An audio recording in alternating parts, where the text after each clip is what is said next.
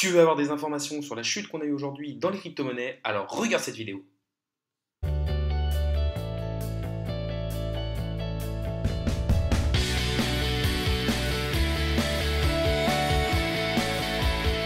Salut à tous, c'est Inspecteur Crypto, bienvenue dans ma deuxième vidéo du jour.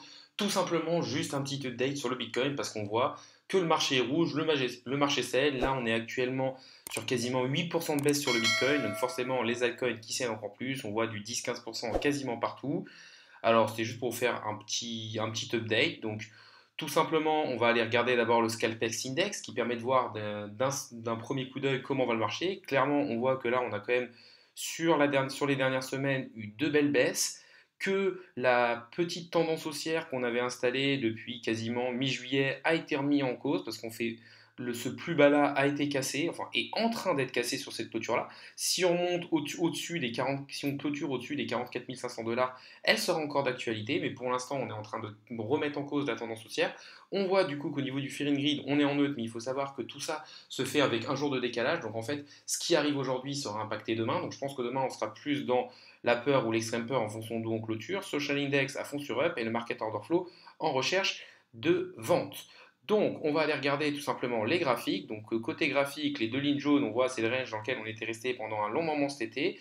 Et qu'est-ce qu'il faut regarder? C'est que pour l'instant, sur cette dernière poussée qu'on a eue du Bitcoin, on est en train de venir retaper les 38,2 de Fibonacci. Donc déjà, on se dit que les 38,2 de Fibonacci qui correspondent à 43 600 $ peuvent être un premier support pour le Bitcoin. Et pour l'instant, en gros, on n'a pas réussi à venir casser ces 38,2 de Fibonacci. Donc oui, on a eu une petite baisse d'à peu près un peu moins de 10% sur le Bitcoin. Bien sûr, ça fait peur à tout le monde, bien sûr, ça impacte vos portefeuilles, mais il faut regarder que pour l'instant, si on regarde vraiment des zones importantes, les 38 de Fibonacci ont tenu. On sait aussi qu'une tendance haussière n'est pas remise en cause d'un point de vue chartiste tant qu'on n'est pas revenu chercher les 61,8 de Fibo. Bon, les 61,8 de Fibo, ça ferait quand même une belle baisse, mais ça veut dire qu'en gros, tant qu'on n'est pas revenu taper en dessous des 38 000, clairement, on met pas vraiment en cause cette tendance haussière qu'on a depuis peut-être 2 mois. Et c'est quelque chose quand même de plutôt intéressant à regarder. C'est-à-dire qu'on a quand même on a quand même plusieurs beaux supports avant. Les 38,2 au niveau des 43 500 $, on va dire à peu près, qui pour l'instant résistent bien. On a les 0,5 de Fibo aux alentours des 40 000 $, qui en plus sont la borne haute du range précédent. Donc ça, clairement, ça va être un niveau très important. Les 40 000 $, c'est un chiffre psychologique. C'est les 0,5 de Fibo de la dernière montée plus c'est le haut de la borne du dernier range dans lequel on était resté cet été et où on avait eu quand même pas mal de mouvements et on avait eu pas mal peur. Donc ça peut être intéressant. Autre chose à regarder, on n'a pas énormément de volume au niveau du Bitcoin. Je pense que c'est aussi ça qui fait qu'on n'a pas forcément les volumes qui permettent d'accompagner cette hausse. Au niveau du RSI, on voit un RSI qui fait que baisser, un RSI qui est quand même de redescendu très bas au niveau des 40, donc il est quand même dans la zone de neutralité. Point positif, on a de la place pour pousser et repartir de plus belle, mais d'un autre côté, on voit qu'on fait que des plus hauts de plus en plus bas et des plus bas de plus en plus bas. C'est-à-dire que clairement, on a une force du mouvement, on a un momentum qui est de moins en moins fort, et clairement, il va falloir repartir là-haut et au moins venir casser les 54 de RSI pour retrouver un peu de force du mouvement et aller chercher une belle tendance haussière.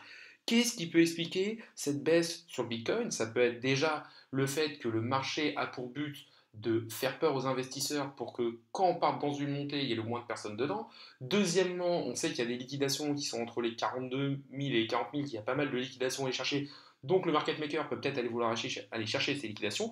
Et ensuite, on a un gros scandale, c'est d'un point de vue bourse, c'est Evergrande qui est la deuxième entreprise chinoise au niveau de l'immobilier, donc quand même quelque chose de balèze, qui clairement est menacée de défaut et du coup qui poursuit sa chute en bourse. C'est une entreprise qui a 260 milliards de dollars de dettes, donc c'est clairement quelque chose d'énorme. Leur cours en bourse a été énormément impacté, je pense que ça a dû être une déclaration de leurs résultats financiers et clairement de leur endettement, et clairement qu'une entreprise aussi grosse puissent être mis en faillite, pour l'instant c'est pas encore officiel, mais ils peuvent être mis en faillite, pourrait un petit peu faire paniquer tout le monde et faire forcément avoir des mouvements sur les marchés plutôt négatifs.